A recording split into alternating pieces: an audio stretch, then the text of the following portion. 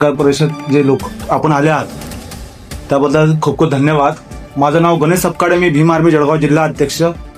पत्रकार परिषद घेण्याचा उद्देश असा होता की गोरगरीब जे लोक आहेत ते आरोग्य सेवेपासून वंचित आहे. कारण की तुमच्या माहितीकरता सांगतो, 11 जुलै 2023 शासनाने एक GR काढलेला होता. हिंदू हृदय सम्राट बाळासाहेब ठाकरे आपला दवाखाना, हे जळगाव जिल्ह्यामध्ये 25 हॉस्पिटल आहेत, परंतु फक्त कागदावरती आहे. कशावरती आहे? फक्त कागदावरती.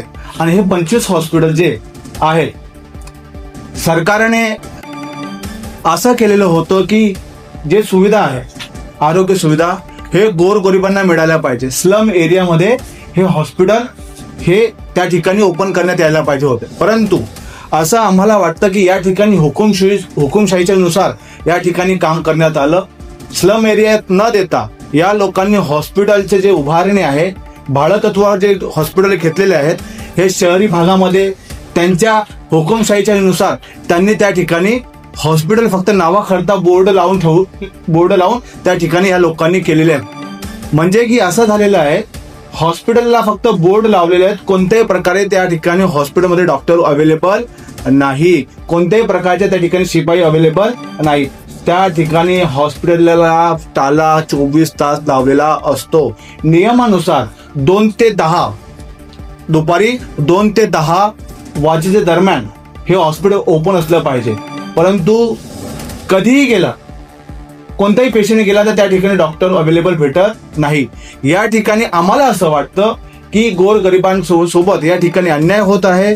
या गोरगरिबांना आरोग्य सेवा संदर्भामध्ये कोणत्याही प्रकारचा लाभ भेटत नाही. शासनाने चांगले उपक्रम राबवलेला होता की गोरगरिबांना लाभ भेटायला पाहिजे, कारण की आर्थिक परिस्थिती गोरगरिबांची खूप बिकट असते. ते शहरी भागामध्ये मोठ्या हॉस्पिटलमध्ये जाऊन खर्च करू शकत नाही. शहरी भागामध्ये चांगल्या डॉक्टरला आपण जर का बघितलं तर खूप मोठी फीज हे लोक आकारतात. परंतु गोरगरिबांकरता फक्त 5 किंवा 10 रुपयामध्ये हे कोणता तरी फॉर्म भरून त्या ठिकाणी गोरगरिबांना त्या ठिकाणी हॉस्पिटलमध्ये उपचार होत असतो. परंतु आमच्या माहितीकरता आम्ही माहिती केलेली आहे, आमच्याकडे पुरावे, अशा पद्धती पुरावे आहेत की जेव्हाही गेले त्या ठिकाणी फक्त हॉस्पिटलचे बोर्ड लावलेले, त्या ठिकाणी हॉस्पिटल बंद दाखवलेले, पूर्ण हॉस्पिटल बंद आहे. या ठिकाणी हिंदू हृदय सम्राट बाळासाहेब ठाकरेचा या ठिकाणी अपमान केला जात आहे. त्यांच्या नावाचा अपमान करण्यात येत आहे. त्यांच्या नावाचं हॉस्पिटल या ठिकाणी ओपन केलं, या ठिकाणी अपमान त्या ठिकाणी करण्यात येत आहे. तर या ठिकाणी आमची अशी मागणी तुमच्या माध्यमातून, आम्ही तुमच्या माध्यमातून या समोर ठेवतोय की या ठिकाणी अशा पद्धतीचं 25 हॉस्पिटल जर का केले, तुम्ही बघा फक्त हे 25 हॉस्पिटल नाही, करोडोचा भ्रष्टाचार या ठिकाणी दाखवण्यात आलेला आहे. 25 हॉस्पिटल, एका हॉस्पिटलला या ठिकाणी शासनाने 3 लाख रुपयाची मंजुरी दिलेली आहे. किती लाख आहे? 3 लाख रुपये. 3 लाख गुणीला 25 हॉस्पिटल म्हणजे 75 लाख रुपये प्रति महिना निधी दिला जातो. आणि 75 गुणीला 36, हे 3 वर्षाचा हिसाब सांगतोय मी. 75 गुणीला 36, 27 करोडचा या ठिकाणी भ्रष्टाचार झालेला आहे. या ठिकाणी हॉस्पिटलमध्ये कोणता डॉक्टर नाही, कोणताही पेशंट नाही, कोणत्याही प्रकारची सुविधा या ठिकाणी अवेलेबल नाही, कोणत्याही प्रकारचं औषध त्या ठिकाणी गोरगरिबांना दिले जात नाही. म्हणजे आम्ही फक्त नावाने 3 लाख रुपये बोलतो, परंतु वरतून जर निधी हे जर का पास करत असतील तर हे खूप मोठा भ्रष्टाचार, खूप मोठा रॅकेट या ठिकाणी आम्हाला आढळून आलेला आहे. म्हणून SITच्या माध्यमातून या ठिकाणी योग्य ती चौकशी करण्यात यावी. आणि असं आम्हाला वाटतं की याच्यामध्ये मुख्य आरोपी असं वाटतं की सचिन भायेकर या साहेबांवर मुख्य आरोप आमचा त्यांच्यावरती, कारण की त्यांच्या निर्देशामध्ये हे सर्व काही आहे आणि यांनी या गोष्टीवर कोणत्याही प्रकारचं दुर्लक्ष केलेलं आहे. आणि असं वाटतं की या भ्रष्टाचारामध्ये ते मुख्य आरोपी असं आम्हाला वाटतं. म्हणून आमच्या SITच्या माध्यमातून त्यांच्यावरती गुन्हा दाखल करण्यात यावा, त्यांच्यावर योग्य ती कारवाई करण्यात यावी, प्रॉपर्टीची चौकशी करण्यात यावी, अशी आमची या ठिकाणी मागणी आहे. जर का या कोणत्या प्रकारचे जर का ह्या सचिन भायेकर व त्यांचे जे सहकारी आहेत त्यांच्यावर कोणत्याही प्रकारची चौकशी लागत नाही, कोणत्याही प्रकारची कारवाई होत नाही, तर येणाऱ्या 15 ऑगस्टला भीम आर्मी भारत एकता मिशनच्या माध्यमातून आम्ही पूर्ण जळगाव जिल्ह्यामध्ये, टोटल पूर्ण जळगाव जिल्ह्यामध्ये 15 तालुक्यामध्ये आम्ही भव्य आणि खूप मोठं आंदोलनाची आम्ही या ठिकाणी भूमिका घेणार आहे. कारण की या ठिकाणी गोरगरिबांसोबत अन्याय होत आहे. गोरगरिबांना जे दिलेल्या सुविधा आहे त्यांना त्यांच्यापासून वंचित ठेवण्यात येत आहे. म्हणून आमची अशी अपेक्षा आहे की त्यांच्यावर योग्य ती कारवाई करण्यात यावी अशी आम्ही भूमिका ठेवलेली आहे.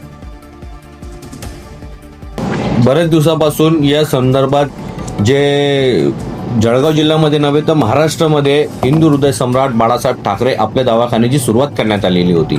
जसंच की आता सांगितण्यात आलेलं आहे की 11 जुलै 2023 रोजी हे परिपत्रक आलेलं होतं, GR आलेला होता शासनाचा. आणि त्या GR अनुसार संपूर्ण महाराष्ट्रामध्ये तसेच जळगाव जिल्ह्यामध्ये हे उपकेंद्र सुरू करण्याचं सांगितलेलं होतं. पण मात्र हे अद्यापपर्यंतची आम्ही या ठिकाणी प्राथमिक तपासणी केली, ते प्राथमिक तपासणीमध्ये आम्हाला या सगळ्या गोष्टी कागदावरच आढळून आलेल्या आहेत. जसे की सांगण्यात आलेलं होतं की दुपारी 2 ते रात्री 10 वाजेपर्यंतची या ठिकाणी शासनानं वेळ ठरवलेली होती आणि त्याच्यामध्ये 5 कर्मचारी नियुक्त करण्याचे देखील आदेश दिलेले होते. जसे की एक MBBS डॉक्टर, BMS डॉक्टर, त्याचबरोबर नर्सिंग, 12वी सफाई कर्मचारी आणि एक गार्ड, असे 5 लोकांची नेमणूक करण्यात आलेली होती. पण मात्र ते सुद्धा देखील कागदावरच दाखवण्यात आलेले आहे. वास्तविक परिस्थितीमध्ये या सगळ्या गोष्टी बंद आहेत. आम्ही जेव्हा त्या ठिकाणी स्वतः त्या ठिकाणी जेव्हा जाऊन आलो, तिथं आम्ही चौकशी केली तर स्थानिक नागरिकांचीही तक्रार आमच्यापर्यंत पोहोचली. आणि त्याच्यामध्ये एक महत्त्वाचा अजून विषय आहे की जे घरभाडं ठरवलेले आहेत तर त्यांची किंमत 52,000 इतकी दाखवलेली आहे. म्हणजे आपण एक साधारण जर म्हटलं गेलं की एक रूमची जर आपण भाडं जर सांगितलं गेलं तर 5 ते 10,000 रुपये इतकी असावी साधारणतः. पण त्या ठिकाणी 52,000 रुपये देखील भाडे आकारले जात आहेत. त्या ठिकाणी पेशंट जे येतात त्यांची त्या ठिकाणी कोणतीच प्रकारची नोंद नाही आहे. जसं की शासनानं सांगितलेलं होतं मोफत तपासणी, मोफत उपचार आणि मोफत औषधी, तरी देखील याच्यामध्ये फक्त कागदावरच आहे, वास्तविक परिस्थितीमध्ये नाही आहेत. तर त्यांना हा डाटा कुठून कलेक्ट केला? जे आरोग्य सेविका असतात, जे घरोघरी जातात नाव नोंदणी करण्यासाठी, ते त्यांच्याकडनं ते डाटा कलेक्ट करतात आणि ते डाटा ते त्यांच्या रेकॉर्डवर घेतात आणि हा संपूर्ण भ्रष्टाचार अशा प्रकारे उघडकीस आलेला आहे. आम्ही जेव्हा प्रत्येक ठिकाणी जेव्हा आम्ही गेलो, यावल असेल, त्याचबरोबर भुसावळ असेल, एरंडोल असेल, पाचोरा असेल, धरणगाव असेल, आम्ही जिथपर्यंत आमची शक्य झालं आम्ही तिथपर्यंत पोहोचलो आणि हे सर्व फोटोकॉपी आम्ही ते काढून आणलेले लोकेशनचे हे आम्ही तुमच्यापर्यंत हे सादर करणार आहोत. हे जे संपूर्ण डाटा जे आमच्याकडे आहेत हे आम्ही सर्व पत्रकार बांधवांना देणार आहोत. आमची अशी मागणी आहे की या संपूर्ण मागे याचा मागचं उद्देश काय होता आणि याच्यामध्ये सर्वात मुख्य जर आम्ही मानतो की जे जळगाव जिल्ह्याचे जिल्हा आरोग्य अधिकारी आहे डॉक्टर सचिन मायकर हे आहेत. तर याच्या कारण असं आहे की यांच्याच निदर्शनामध्ये, यांच्याच नियंत्रणामध्ये हे सगळं भ्रष्टाचार सुरू आहेत. यांना कधी केंद्राला जाऊन तपासणी केली का? त्या ठिकाणी त्यांचे जे पुस्तक आहे त्या पुस्तकाची तपासणी केली का? आता प्रकारचं असं कोणतंच पुस्तकची त्यांनी तपासणी केली नाही. त्या ठिकाणी जी भरती झालेली होती तेही बोगस पद्धतीनं झालेली होती.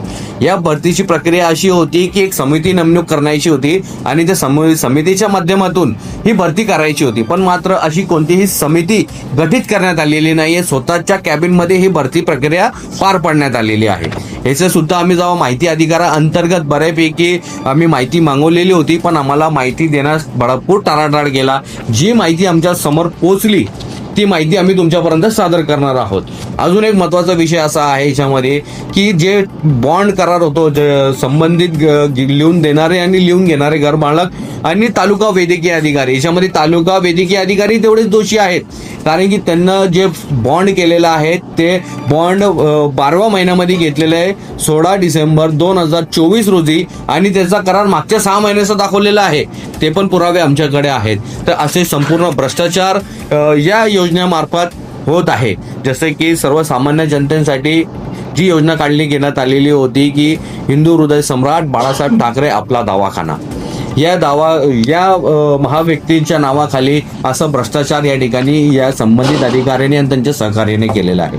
तर आम्हाला शासनाची एकच मागणी आहे. शासनाला मी विनंती करू इच्छितो की या संपूर्ण प्रकारावर स्पेशल इन्व्हेस्टिगेशन टीम SITच्या मार्फत चौकशी व्हावी आणि त्यांना जे या संपत्ती बेकायदेशीरपणे जमा केलेली आहे ते शासनानं परत त्यांच्याकडे घ्यावी, पूर्ण वसुली करावी, एवढीच आमची विनंती आहे. सचिन भायकरने भुसावळ नगरपालिकेकडे वर्ग केलेली आहे. भुसावळ नगरपालिकेने जे दवाखाने दाखवलेले आहे काही ठिकाणी त्याची रखरखाव किंवा त्याची दुरुस्ती करण्यासाठी ज्या इमारती दिलेल्या आहेत त्याच्यासाठी फंड खर्च झालेला आहे. असं भाईकरांचं म्हणणं आहे. बरोबर. बरोबर आहे. काही ठिकाणी तर त्यांनी रूम पेंट केलेले आहे, बरोबर. परंतु तिथे कब्जा कोणीच देत नाहीये. तिथे वाद चालू आहे. हा म्हणतो माझी प्रॉपर्टी आहे, तो म्हणतो माझी प्रॉपर्टी. पण खरं कोण बोलते? भुसावळ नगरपालिका बोलते का सचिन भाईकर बोलते?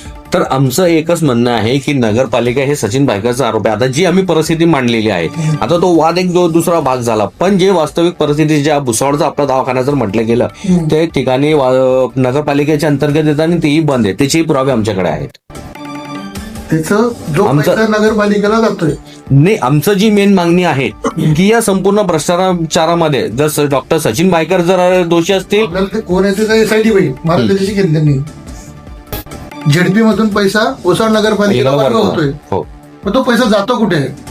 तर त्याच गोष्टीची चौकशी करावी शासनाने. तो जातो कुठे करून. आता जेव्हापर्यंत आमची जी माहिती आमच्या समोर आलेली ते आम्ही तुमच्या समोर मांडली. भुसावळला मला वाटतं पण 12 की 15 आपले दवाखाने आहे.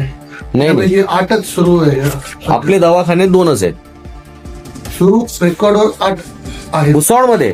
नाही, त्याच्यामध्ये आपलं थोडंसं ते मिसअंडरस्टँडिंग होते. ते वर्धनी केंद्र एक आहे. वर्धनी केंद्राचे 5 दवाखाने आहेत आणि हिंदू हृदय सम्राट बाळासाहेब ठाकरे आपले दवाखाने 2 आहेत. एक आहेत नगरपालिकेचं जे अग्निशामक विभाग आहेत पाठीमागे रंगोली हॉटेल, जामनेर रोड रंगोली हॉटेलच्या पाठीमागे त्या ठिकाणी एक आहेत, आणि एक जामनेर रोडचं मैत्रा समाजाच्या बाजूला लागून एक ते दवाखाना आहे. असे 2 दवाखाने आहेत आणि बाकीचे जे उपकेंद्र आहे ते वर्धनी केंद्र आहे. या दोघांमध्ये डिफरन्स.